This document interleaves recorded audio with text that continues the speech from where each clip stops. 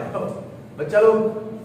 सोहम sir current electricity पे lecture 404। आज discussion क्या है, टॉपिक क्या है?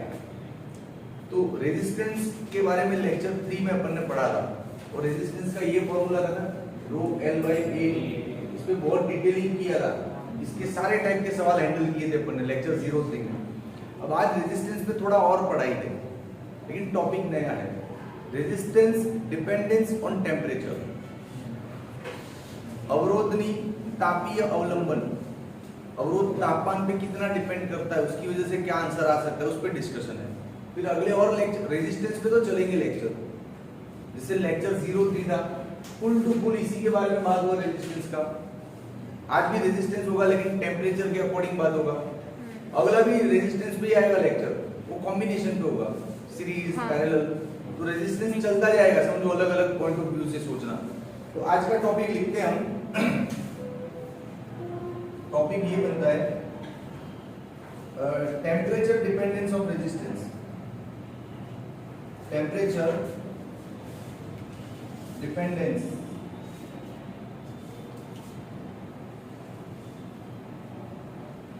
Of resistance. चलो देखो टेम्परेचर का क्या चक्कर है अपने रेजिस्टेंस से। बहुत सिंपल सा मामला है, किसी भी कंडक्टर का टेम्परेचर बढ़ाओ, कंडक्टर का मतलब वायर का टेम्परेचर बढ़ा दो तो इसके अंदर दो इफेक्ट होता है, दो इफेक्ट चलता है। कौन कौन सा दो इफेक्ट? तो चलो मस्त समझा दो। जैसे ये कंडक्टर है ना, इसका टेम्परेचर इंक्रीज किया अपन, टेम्परेचर क्या किया? इंक्रीज, बढ़ा दिया, टेम्परेचर बढ़ाया तो दो इफेक्ट होगा इधर। कौन कौन सा दो इफेक्ट? रुक समझाता हूं। Effect 1, effect 2।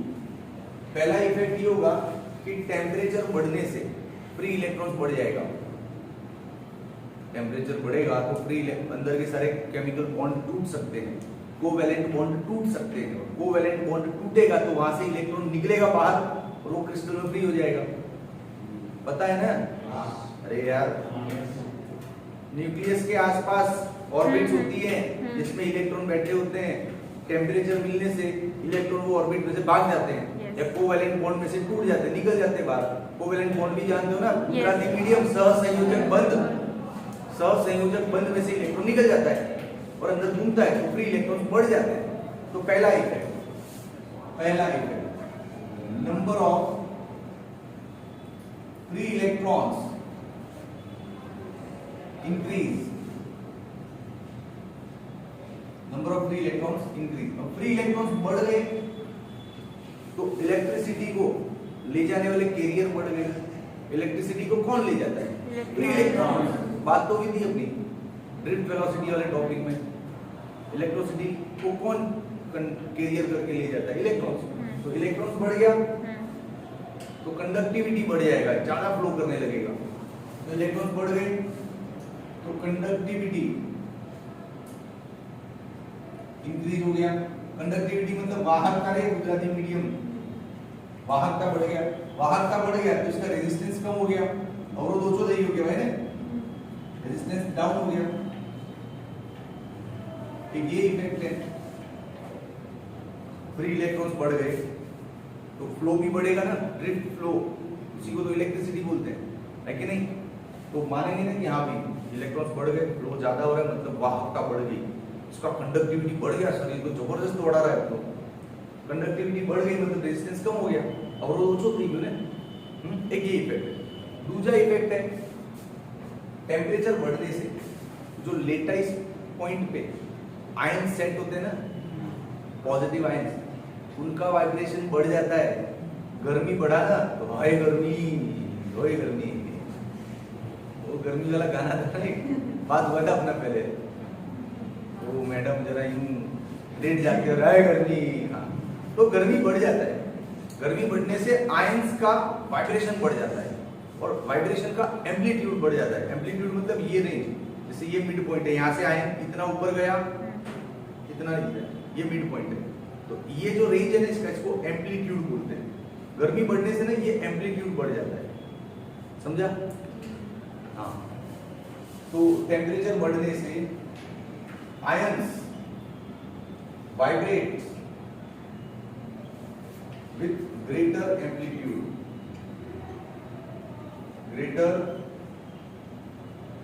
एम्पलीट्यूड, अच्छा, आयंस का ऑसिलेशन बढ़ गया तो जो फ्री इलेक्ट्रॉन जो कंडक्टिविटी बना रहा है उसका आयंस के साथ टक्कर बढ़ जाएगा, ज्यादा टक्कर होगी ना कि नहीं होगी? हाँ, तो कोलाइजेंस बढ़ जाएगा। तो कोलाइजेंस टक्कर इंक्रीज, कोलाइजन बढ़ गया तो रेजिस्टेंस बढ़ गया, रेजिस्टेंस बढ़ गया, रेजिस्टेंस बढ़ गया तो ऑब्वियसली कंडक्टिविटी लो हो गया। समझा कि नहीं? अब चक्कर क्या है, किसको सच माने? दोनों इफेक्ट सर ने बताई, हमारे को कौन सा लागू पड़ेगा? देखो आप दोनों कंफ्यूजिंग है। इसमें आपको बोल रहे हैं कि रेजिस्टेंस कम हो गया, इसमें आपको बोल रहा हूं रेजिस्टेंस बढ़ गया। ये ऊपर एरो जा रहा है मतलब बढ़ रहा है, डाउन साइड एरो मतलब घट रहा है कि नहीं? तो आप किसको सच मानोगे? या फिर आपके कंडक्टर को इसमें से कौन सा एप्लीकेबल है? अब देख, दिल खोल के बता देता हूं, चिंता नहीं, दोनों इफेक्ट तो होती है अंदर, ये दोनों फिजिक्स के सत्य है, दोनों घटनाएं कंडक्टर के अंदर होती है कि नहीं? लेकिन दोस्त, ये जो फ्री इलेक्ट्रॉन्स वाला चक्कर है ना, ये अपने कंडक्टर में नहीं होता, डोमिनेंट नहीं होता उतना। कंडक्टर के पास ऑलरेडी फ्री इलेक्ट्रॉन्स है, तभी तो उसका नाम कंडक्टर रखा है अपन ने। डेफिनेशंस क्या था बचपन में पढ़े थे ना, कि जिनके पास फ्री इलेक्ट्रॉन्स है दे आर कंडक्टर, जिनके पास फ्री इलेक्ट्रॉन्स नहीं है वो नॉन कंडक्टिंग।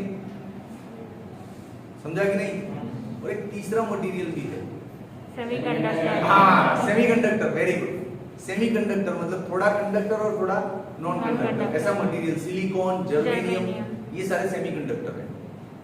तो सेमीकंडक्टर के अंदर फ्री इलेक्ट्रॉन्स उतने नहीं होते, उसका टेम्परेचर बढ़ा होगा तो बॉन्ड टूट के इलेक्ट्रॉन्स बाहर आते हैं और कंडक्टिविटी बढ़ जाता है। तो ये वाला मामला सेमीकंडक्टर में डोमिनेंट होता है।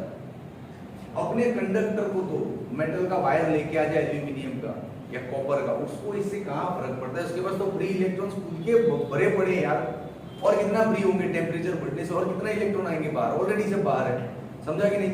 तो ये इफेक्ट सेमीकंडक्टर में डोमिनेंट है और ये अपने चैप्टर में कंडक्टर में। क्लियर? तो हमको ये लागू पड़ेगा, ये वाला मामला हम पे एप्लीकेबल है।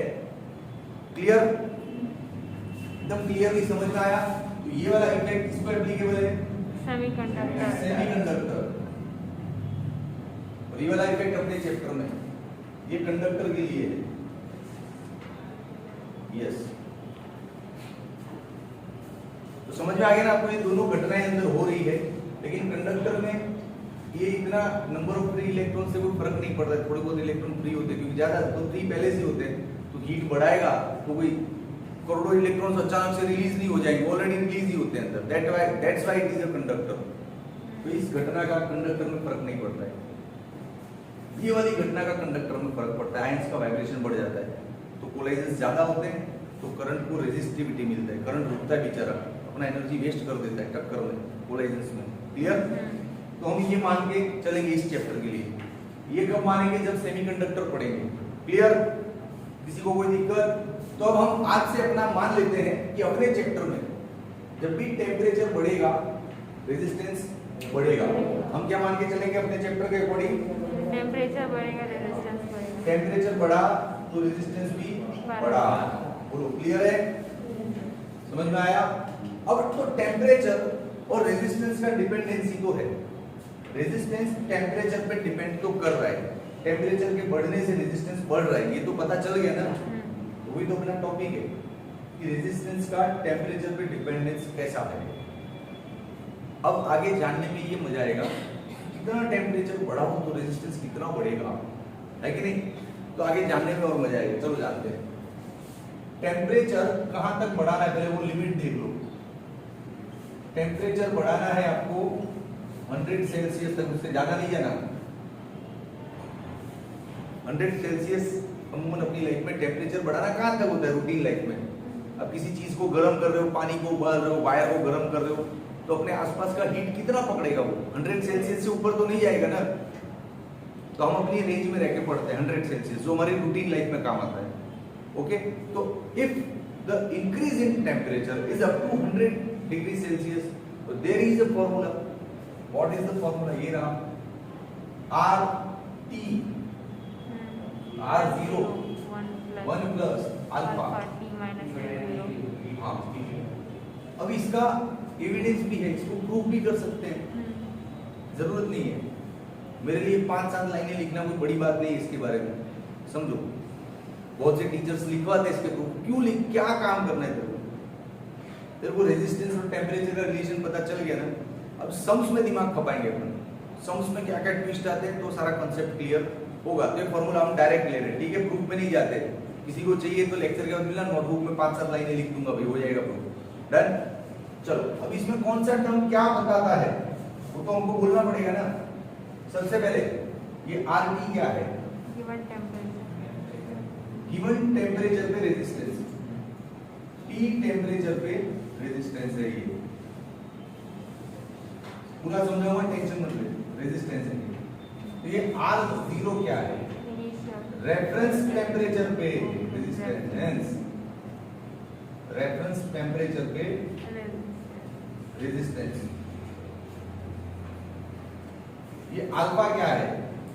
Coefficient of. Of temperature, Gujarati में बोलते हैं तापीय गुणांक। क्या बोलते हैं इसको? तापीय गुणांक। डन। ये क्या है? गिवन टेम्परेचर, और ये क्या है? Reference temperature. ये गिवन और रेफरेंस समझते हो? हाँ. जैसे रेफरेंस मतलब जहां से आपको शुरू करना है, तो जैसे 0 से आप शुरू कर रहे हो, 0 सेल्सियस से, और इसको ले जाओ 50 तक, तो ये 0 हो गया आपका ये, और 50 तक ले जाने वो हो गया आपका T। अब 0 टेम्परेचर पर रेजिस्टेंस था वो ये, और 50 डिग्री करने के बाद जो रेजिस्टेंस मिलेगा वो ये। समझ में आया पूरा? Yes. एक एक टर्म समझ में आ रहा है? Yes. पक्का? किसी को कोई दिक्कत? बढ़िया, चलो समझ में आ रहा है, बड़ी बात है। बस ये होगा। अब इसी पे डिपेंडेंट एक और फॉर्मूला है रेजिस्टिविटी का भी है, इसको आप ऐसे भी लिख सकते हो, रो टी रो 0, 1 plus alpha t minus 0. कोई दिक्कत नहीं है, क्योंकि आर की जगह आप ऐसा लिखोगे rho L by A, rho L by ये कैंसिल हो जाएगा, खत्म, रो रो आ जाएगा सामने। बोलो क्लियर है? हाँ, ज्यादा डीप में नहीं जा रहा हूँ, क्योंकि मुझे इसके सवालों से मतलब है, क्वेश्चंस के ट्विस्ट से मतलब है, इसके अंदर डूबने की जरूरत नहीं है। अब आपको एक और अच्छी इंफॉर्मेशन देता हूँ, ये रेफरेंस टेम्परेचर आपका या तो 0 ले सकते हो आप, या 100. 100 वाली 0 या 20 ले सकते हो। 0 लेना होगा तो ऑलमोस्ट क्वेश्चन में बोलते हैं कि 0 लो, तो क्वेश्चन में कुछ नहीं बोला है तो जनरली अब 20 लेना, काम हो जाएगा आपका। क्वेश्चन में नहीं बोला ना कि रेफरेंस टेम्परेचर क्या है, तब आपको क्या लेना होगा? 20। और क्वेश्चन में बोलेगा 0 ले लेना। क्लियर? ठीक है. बोलो कंफर्म। अब इसके सवाल पे पढ़ते, बहुत हो गया पढ़ाना समझाना, चलो ले लो स्क्रीनशॉट। ओके बच्चा लोग, सबसे पहला सवाल एकदम इजी, फिर थोड़ा मीडियम लेंगे 2-3 सवाल बाद, फिर थोड़ा हाई, और लास्ट वाला सवाल एकदम झंडे गाड़ने वाला होगा। चलो आ जाओ, डेटा नोट डाउन करते जाना। क्या बोला है? The resistance of a thin silver wire, पतला चांदी का एक वायर है, उसका रेजिस्टेंस 1 है। कब? जब टेम्परेचर 20 है। तो 20 को हम क्या लेते हैं? Reference temperature. Yes, T0. तो रेफरेंस रेजिस्टेंस है 1 और रेफरेंस टेम्परेचर क्या है? 20 degree Celsius. 20 degree Celsius. Done? Okay. The wire is placed in a liquid bath and its resistance rises to 1.2. इस वायर को अब एक लिक्विड बाथ में रखा है। बाथ मतलब पानी गर्म होगा, कोई नहा रहा होगा, गर्म छोड़ के गया होगा अपना पानी। अरे नहाते वक्त पानी गर्म किया जाता है कि नहीं किया जाता है? ठंडे पानी से नहा लेते हो, बिजली का पैसा बचाते हो। तो कोई नहा रहा होगा, उसने अपना गर्म पानी छोड़ा होगा कि मैं आता हूँ थोड़ी देर में नहाने, और उसके अंदर जाके इन्होंने क्या कर दिया? ये वायर को रख दिया, तो वायर को गर्मी पकड़ेगा ना, हीट पकड़ेगा, तो रेजिस्टेंस बढ़ेगा। अपना तो आज का टैग लाइन क्या है भैया, टेम्परेचर बढ़ा तो रेजिस्टेंस बढ़ा। तो बढ़ा हुआ रेजिस्टेंस कितना दिया इन्होंने, 1.2। रेजिस्टेंस कितना है, 1.2, बढ़ गया।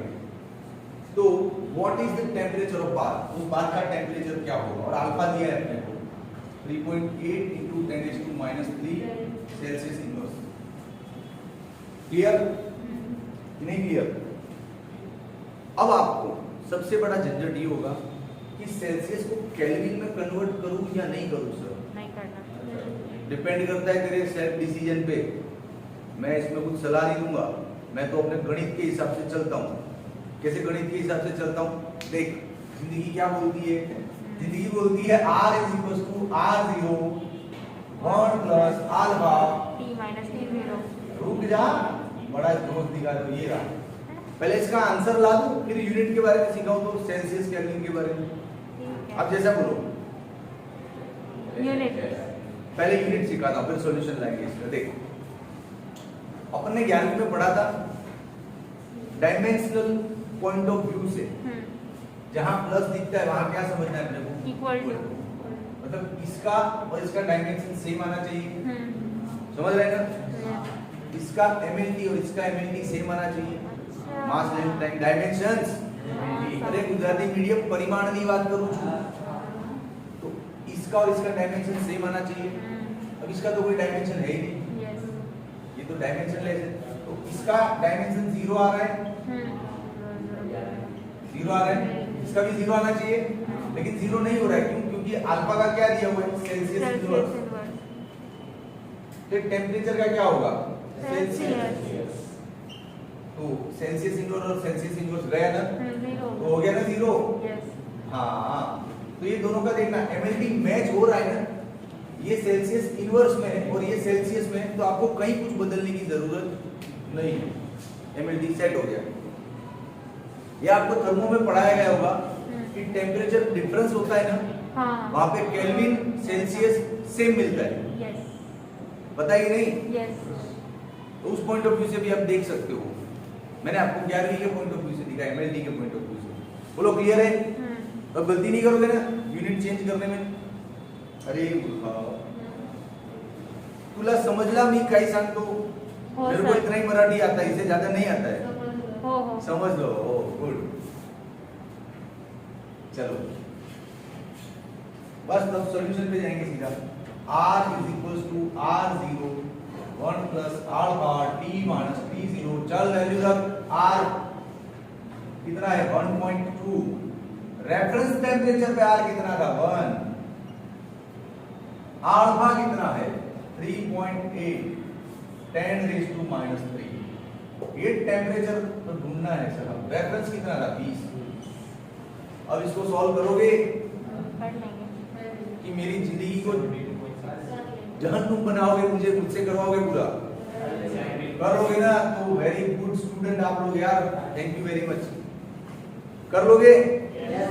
थोड़ा जोर से यस सर बोलो। 2-4 बच्चे का यस आ रहा है, बाकी सारा बच्चा तो मन में दे रहा है। इसके 500 काटूंगा लास्ट वाले इंस्टॉलमेंट में, और जब 500 काटूंगा ना, बोलूंगा सर वो रेजिस्टेंस वाला सवाल आपने आधा छोड़ दिया था, उसका काट लिया। ऐसा काटन कुटी नहीं करोगे ना, तो जोर से बोलो यस सर। इस सवाल को यही छोड़ दूं? Yes sir. Thank you. पैसा नहीं काटना भैया, पीछे चलो ले लो, स्क्रीनशॉट ले लो। चल भाई, अगला सवाल लिखने में तो लंबा चौड़ा है, छोटी सी घटना है, इजी सवाल है, आ जाएगा तुरंत, ध्यान से पढ़ो। An electric toaster uses nichrome for its heating element.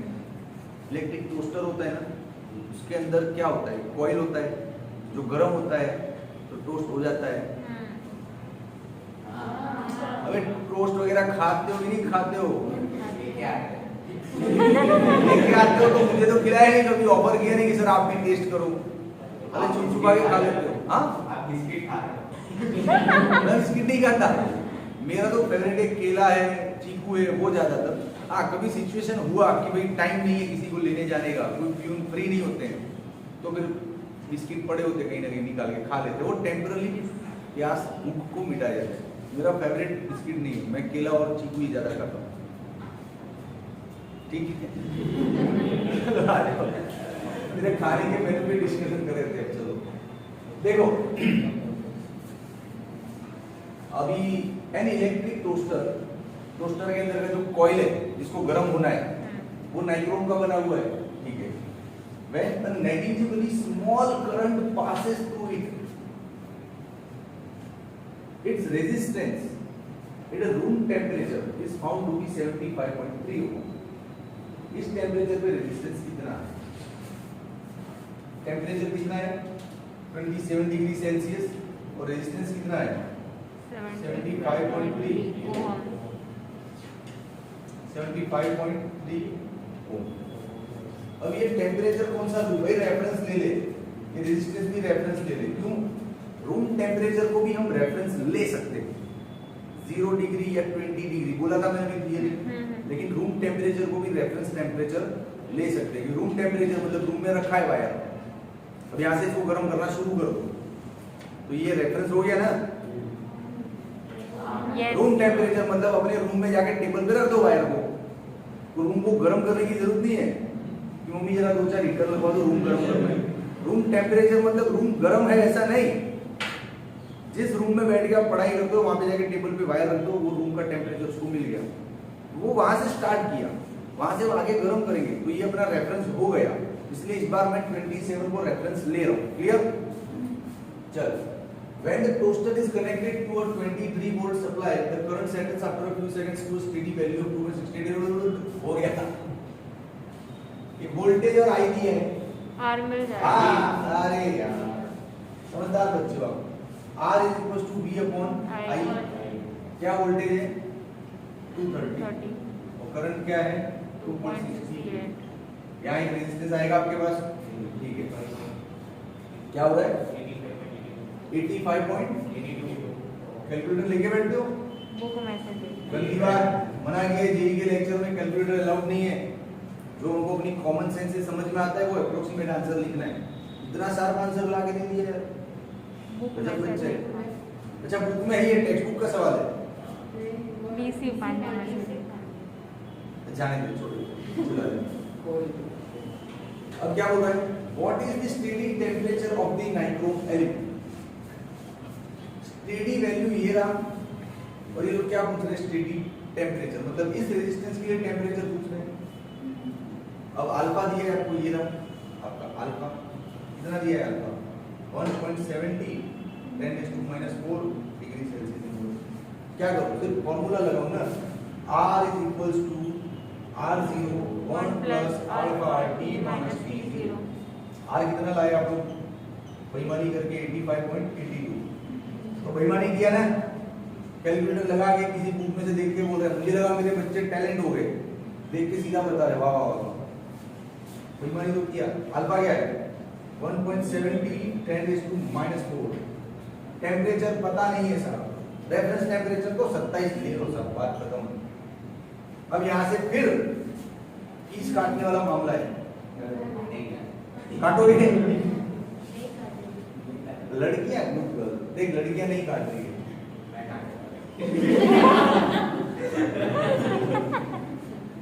तू रहने दे यार, पीस पे नजर मत गड़ाओ, घर पे मम्मी बीवी जब डांटते हैं यार, इतना मेहनत करके आता है बच्चे, पैसे काटने के लिए जाते हैं, कब तक भूला रहेगा ऐसा बोलते करते। चलो ठीक है, अब अगला सवाल। ओके चलो अब एक और सवाल। अब थोड़ा मामला ट्विस्ट करते हैं, बहुत पढ़ लिए उस फॉर्मूले के सवाल, दो तो पढ़े ना, दो बहुत होता है। अब इसको देखते हैं क्या बोला है। The current voltage graph for a given metallic wire at two different temperature T1 and T2 are shown in the figure। ये जो ग्राफ है भैया T1 और T2, ठीक है। The temperature T2 is greater than T1। Is this statement true or false? Statement नहीं पढ़ते हम तो, इस ग्राफ में से जितना समझ में आता है सारा निचोड़ के तरफ देते हैं, उसमें से एक ना एक स्टेटमेंट ये निकलेगा अपना आंसर। क्लियर? देख दोस्त और फरमाइएगा, वोल्टेज है और ये करंट है, मैं कोई भी ग्राफ लेता हूं, जैसे ये ग्राफ लिया, ये ग्राफ का स्लोप इसको बोलेंगे, इस ग्राफ का स्लोप क्या आएगा? tan theta.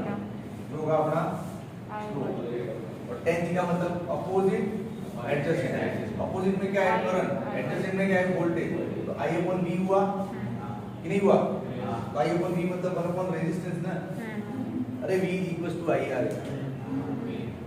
ये थोड़ा कंफ्यूजिंग है, हर बार ग्राफ में है ना ये V और ये I होता है तो स्लोप सीधा रेजिस्टेंस आ जाता है। अरे समझ गया।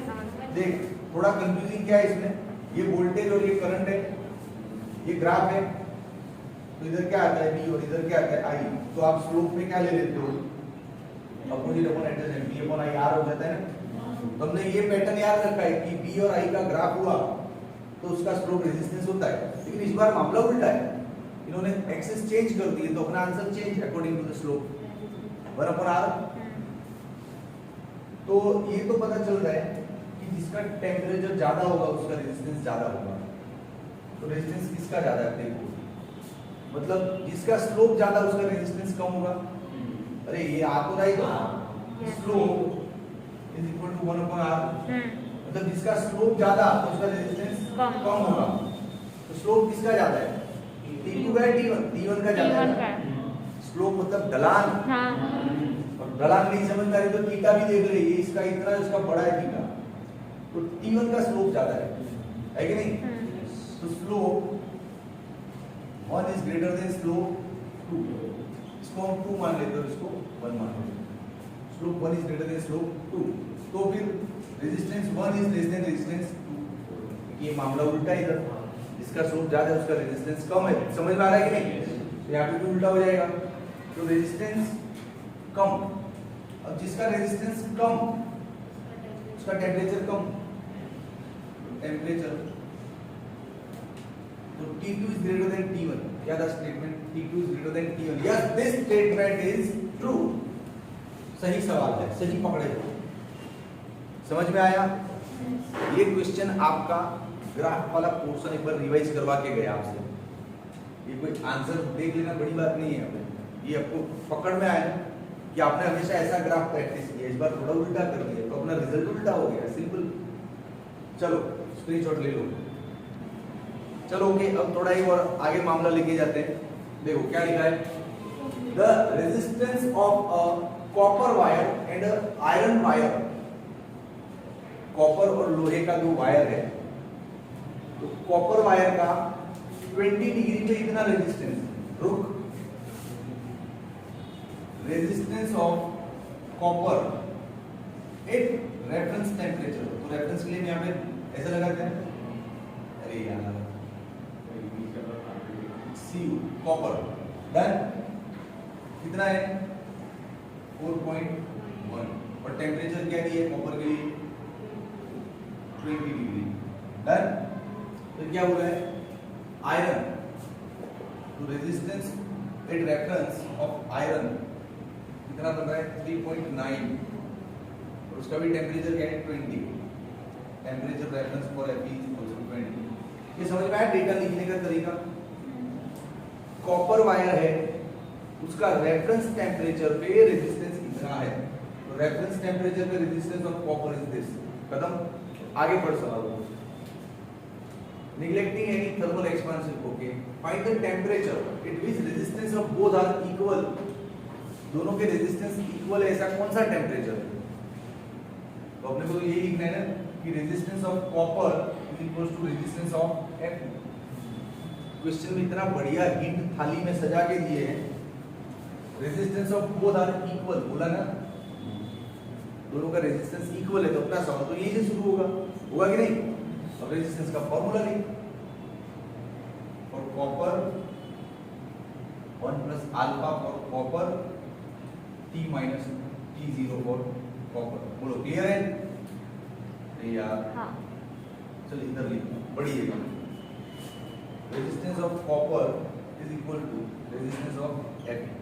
रेजिस्टेंस का फॉर्मूला क्या है?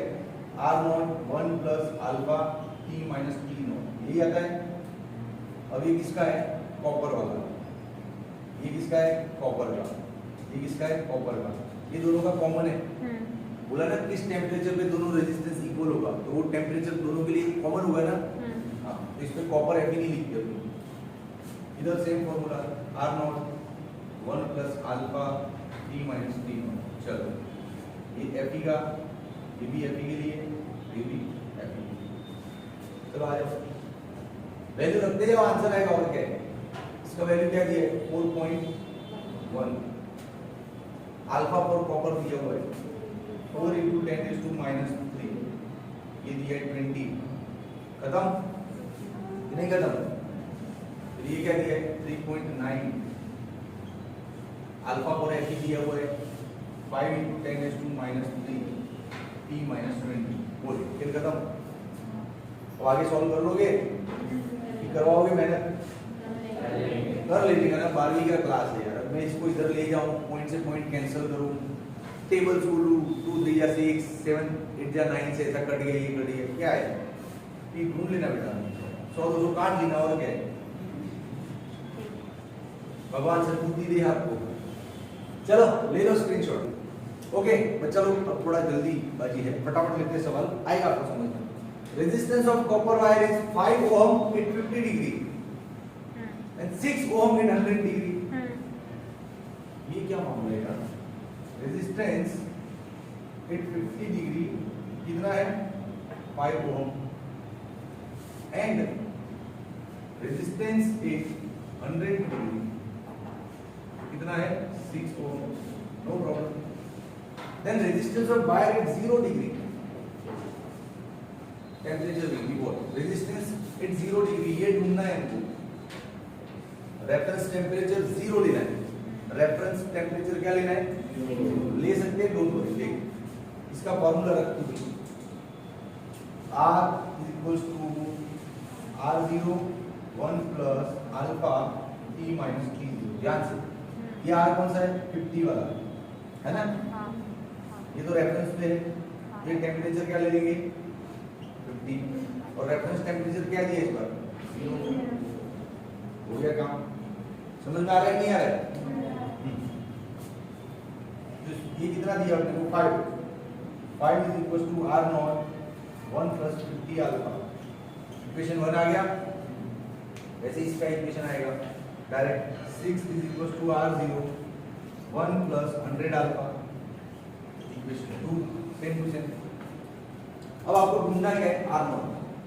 यहाँ पे अल्फा भी पूछ सकते हैं आपको, इस क्वेश्चन में दोनों ढूंढ सकते हो आप। इन दोनों का रेशियो करोगे तो सारा कैंसिल हो गया, आपको अल्फा मिल जाएगा। अरे करके दूं क्या? दे, जगह नहीं बचती यार। 5 R0 1 प्लस 50 अल्फा, इसके नीचे क्या लेना है 6 R0 1 प्लस 100 अल्फा। कैंसिल, इसको इधर मल्टीप्लाई, इसको इधर मल्टीप्लाई, यहाँ से अल्फा निकलेगा, वो अल्फा इस इक्वेशन में रख दे, देखो R0 मिल जाएगा। खत्म। समझा कि नहीं? तो यहाँ से आप अल्फा भी ढूंढ सकते हो, R0 भी ढूंढ सकते हो। अच्छा सवाल है, लेकिन दो इक्वेशन बन के ऐसा लड़ाते हैं, समझ में आया नहीं कि नहीं आया? है इजी कि नहीं है? पक्का? चल ले ले स्क्रीनशॉट। ओके, अब एक और सवाल देखते हैं, फिर इस मामले को खत्म करते हैं। In a platinum resistance thermometer, the resistance of platinum at 0 is 5। 0 temperature पे रेजिस्टेंस क्या है 5 और रेफरेंस टेम्परेचर क्या मिल रहा है 0, है ना। And at 100 Celsius it is 5.23। 100 मैं ये भी लिखता हूँ, 100 सेल्सियस पे रेजिस्टेंस क्या है 5.23। टेम्परेचर क्या आ रहा है 100। डन। 0 टेम्परेचर पे क्या है 5, तो रेफरेंस टेम्परेचर क्या आ रहा है 0। फिर क्या बोल रहे हैं? When thermometer is placed in a heat bath the resistance of platinum is obtain 5.795। Heat bath में रखा तो रेजिस्टेंस क्या मिला 5.795। रेजिस्टेंस देख 0 डिग्री पे 5 था, आपने गर्म किया तो 5.23 हो गया, उसको थोड़ा और गर्म किया तो 5.795 हो गया। इस हीट बाथ में नहाना नहीं रे, जल जाएगा वो डिग्री।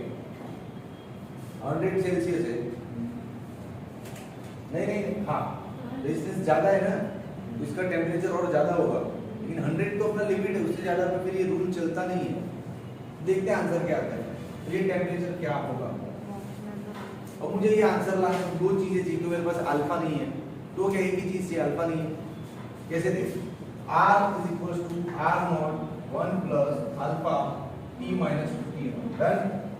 फिर रेजिस्टेंस तो दिया इन्होंने 5.795, रेफरेंस टेंपरेचर पे रेजिस्टेंस क्या है 5, अल्फा अपने को पता नहीं है, t ढूंढना है, और ये क्या है 0।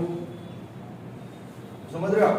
आपके पास एक चीज की कमी है अल्फा की, वो आप रख दो तो आपको टी यहां से मिल जाएगा। तो अल्फा कहां से लाएगा? तो इन दोनों इंफॉर्मेशंस को लड़ा, देख r naught 1 plus alpha t minus t0, resistance कितना है 5.23, ये कितना है 5, अल्फा नहीं पता है सर, t कितना है 100 और ये क्या है 0। इस केस को एक समझ रहा हूं, समझ में आ रहा है आपको? और इस केस पर से एक क्वेश्चन बना तो यहाँ से क्या निकलेगा आपका अल्फा निकला, वो अल्फा को इधर लगाना है, यहाँ से क्या निकलेगा आपका t। बोलो क्लियर है कि नहीं क्लियर है? ले लो स्क्रीनशॉट, इजी है। ओके, अब आज का आखिरी सवाल, और ये थोड़ा लेवल वाला धांसू सवाल है, इसमें आपका मैथमेटिक्स थोड़ा निचोड़ा जाएगा, हालांकि मैं कोशिश करूंगा पूरा आपको कॉन्सेप्ट क्लियर हो जाए कि क्या मैथमेटिक्स हो रहा है यहाँ पे। फिर भी मान लो किसी बच्चे को टफ पड़ता है तो लास्ट में इसका एक शॉर्ट वर्जन दे दूंगा जिससे डायरेक्ट आंसर भी आ सकता है। तो दोनों चीजें अवेलेबल है, पहले हम कॉन्सेप्ट का हाथ पकड़ेंगे, वहां पे कुछ पल्ले नहीं पड़ा तो थोड़ा और कोशिश करेंगे, फिर भी नहीं पल्ले पड़ा तो मैं दे दूंगा शॉर्ट ट्रिक, मार्क्स नहीं जाएगा तेरा, ठीक है? चला जाओ, देख क्या है पूरा मामला। Two materials have the value of alpha 1 and alpha 2 as this, note down करता जा। अल्फा 1 कितना दिया अपने को 5 into 10⁻⁴ सेल्सियस इनवर्स, अल्फा 2 कितना दिया है -3.8 into -4 सेल्सियस इनवर्स, -4 ये तो भैया ये दिख रहा है, -4 दिख रहा है मेरे को, आपको क्या दिख रहा है? टेक्नीशियन क्या दिख रहा है? Very good.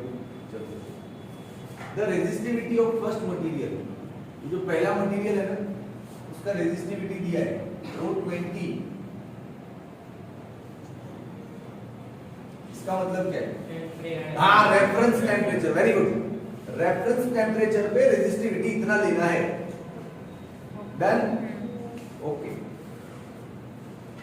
दूसरे वाले का नहीं दिया है, बड़े चालाक है, ये पहले वाले का नहीं दिया है, दूसरे वाले का नहीं दिया है, बड़ा सा क्वेश्चन मार्क कर देते हैं यहाँ पे, नहीं दिया है, ठीक है नहीं दिया है, तो ढूंढने के लिए तुम बैठे कर।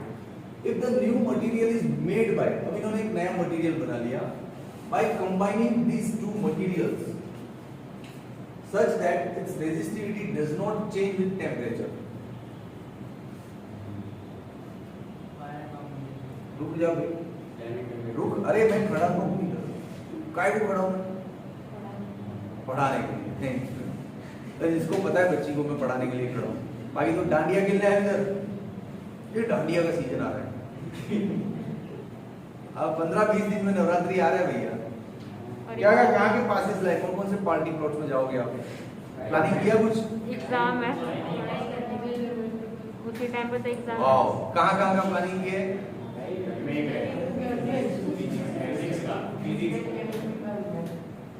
एडमिशन लिया ना 11वीं में, तब फॉर्म में कंडीशन करवाया था 2 साल डांडिया खेला, कोई फेस्टिवल मनाया तो आराध्य में से किक आउट कर दूंगा।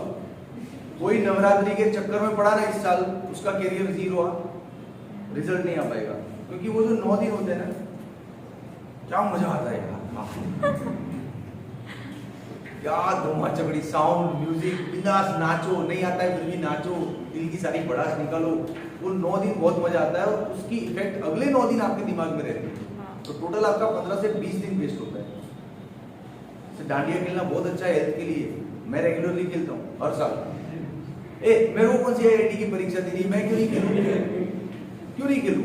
और कब तक नहीं खेलूंगा? मैं तो बरसों से पढ़ा रहा हूँ, तो पढ़ाऊं तो नहीं खेलूं, मतलब अगले और 15-20 साल पढ़ाऊं तो नहीं खेलूं, तो फिर बूढ़ा हो जाऊंगा, फिर क्या खेलूंगा?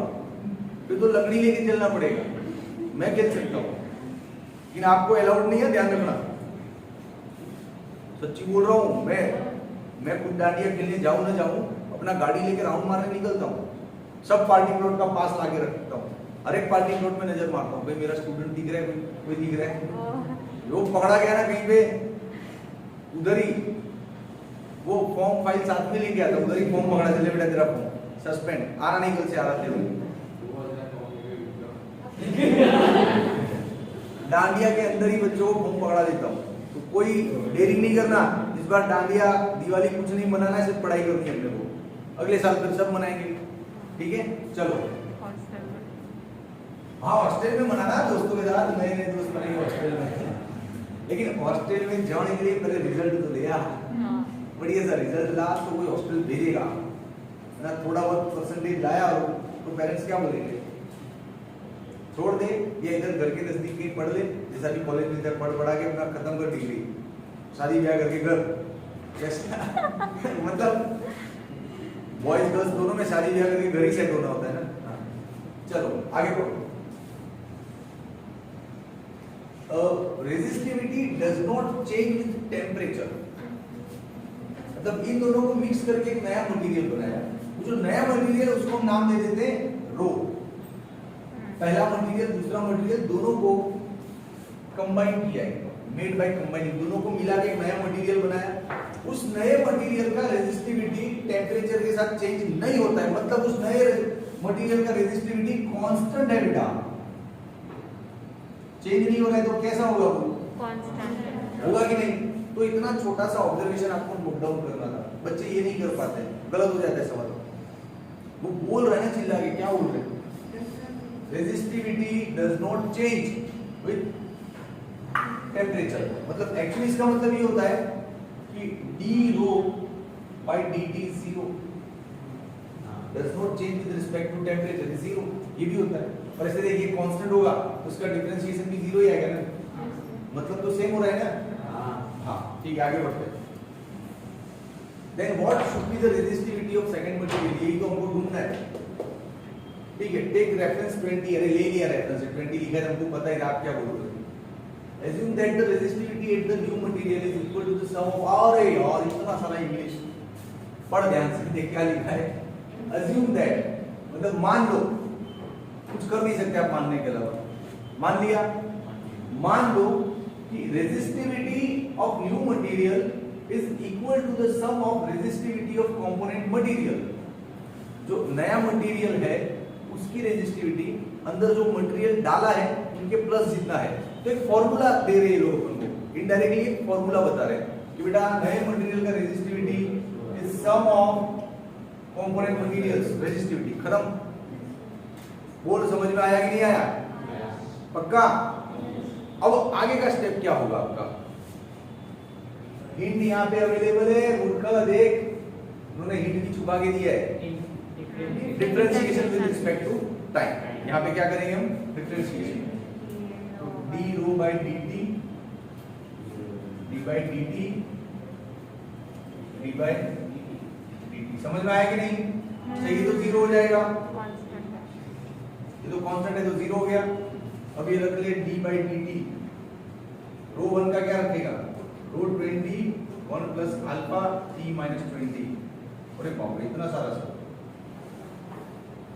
अरे बापू समझ में आ रही है कि नहीं, ये इसको बाहर जाके डिफरेंशिएशन करके इधर लाके रख दूं तो छोटा लगेगा, ये समझ में आ रहा है, प्लस d बाई dt, इसका रखो फॉर्मूला, रो 0, अरे रो 20 है रे, रो 20 1 plus alpha t minus 20, clear है। अब ध्यान से सुन बेटा, थोड़ा गलतियां हो सकती है यहाँ पे, क्या गलतियां हो रही है देखिए,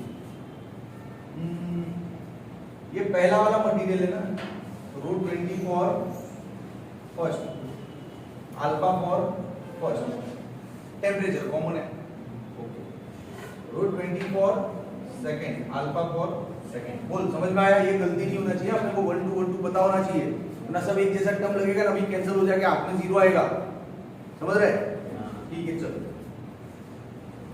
अब ये तो पढ़ा रहेगा ऐसे, डिफरेंशिएशन सिखाऊंगी, कर डालू डायरेक्ट यार, ये 1 का 0 हो गया, अल्फा पढ़ा रहा, t का 1 हो गया, फिर t का 0, t का 1 हो गया, देख अरे डिफरेंशिएशन, निकलो क्लास में से सबके सब, भागो यहाँ से, मतलब आता है रेजिस्टिव, वेरी गुड, डिफरेंशिएशन आता है।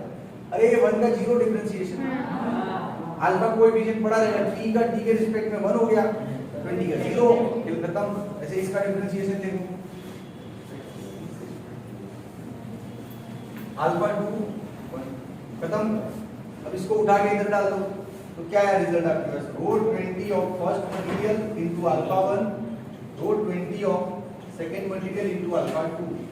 अब आपके पास सारी वैल्यू है, √20 for first material is this 2.4 into 10 raised to minus 8, alpha 1 आपके पास है 5 into 10 raised to minus 4।